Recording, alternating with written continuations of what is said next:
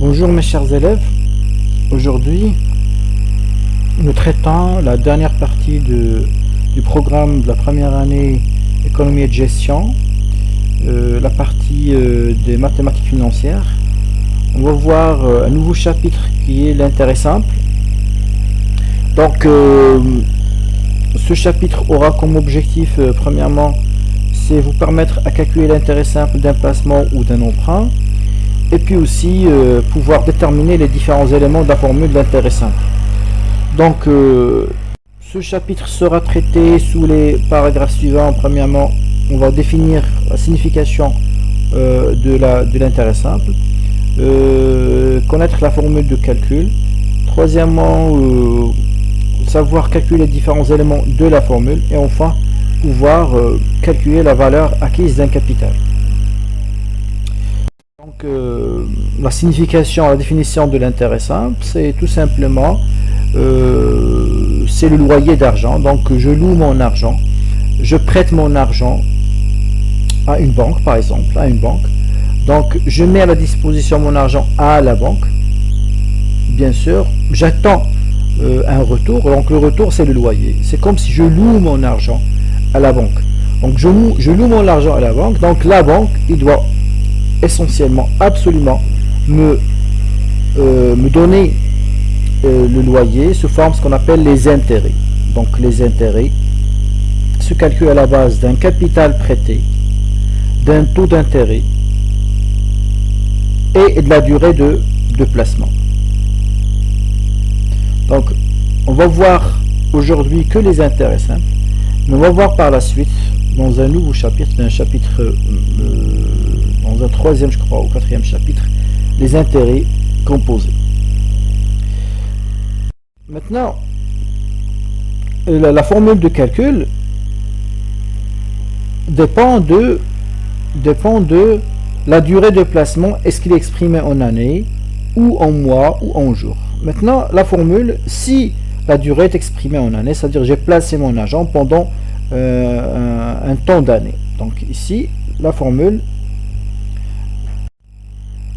est la suivante. L'intérêt qui est I égale le capital prêté fois le taux d'intérêt pratiqué par la banque ou par toute institution financière fois la durée en année exprimée en année sur 100. Vous avez un exemple ici.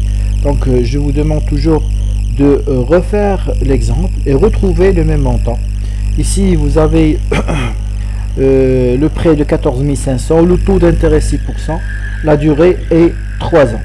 Donc vous allez trouver 2610. Maintenant, si la durée est exprimée en mois, vous allez tout simplement remplacer, vous allez faire la même formule, sauf que vous devez remplacer la durée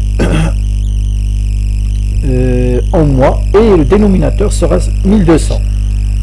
Pas 100, 1200. Donc la formule c'est C fois T fois M sur 1200.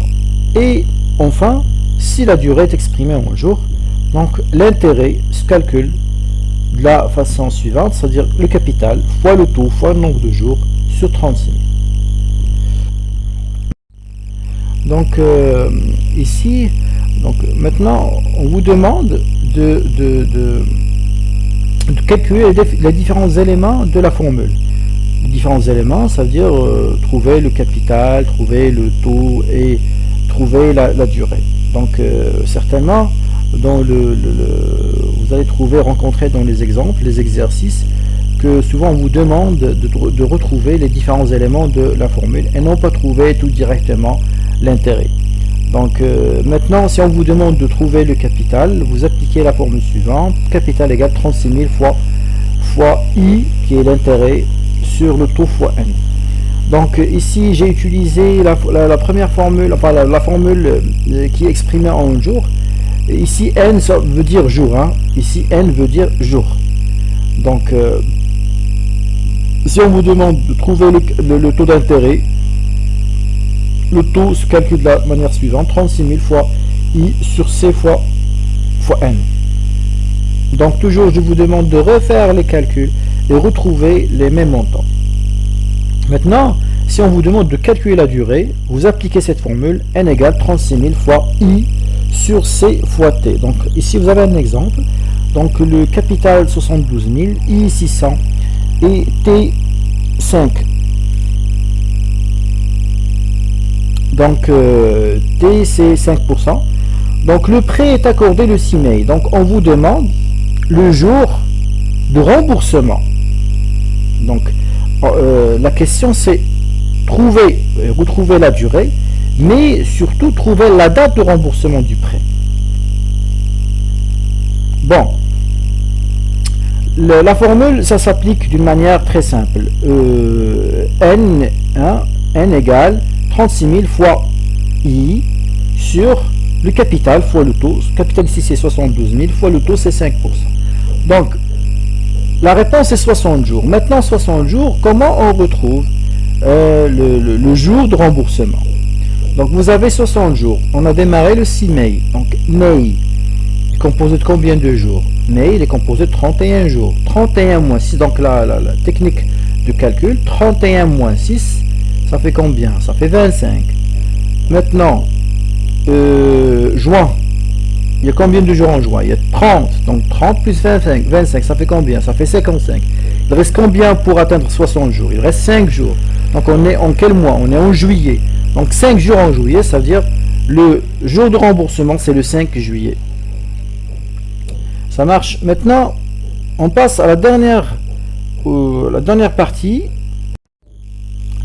Il reste le dernier paragraphe, le point. La valeur acquise par un capital, ça veut dire à la fin de la période, à la fin du contrat, la banque, qu'est-ce qu'elle va me donner? Bien sûr, elle va me donner mon intérêt, ça veut dire le loyer de l'argent prêté, plus l'argent prêté, n'est-ce pas? Elle va me donner mon capital, plus les intérêts. Donc la valeur acquise, à la fin de la période, sera et le capital et les intérêts.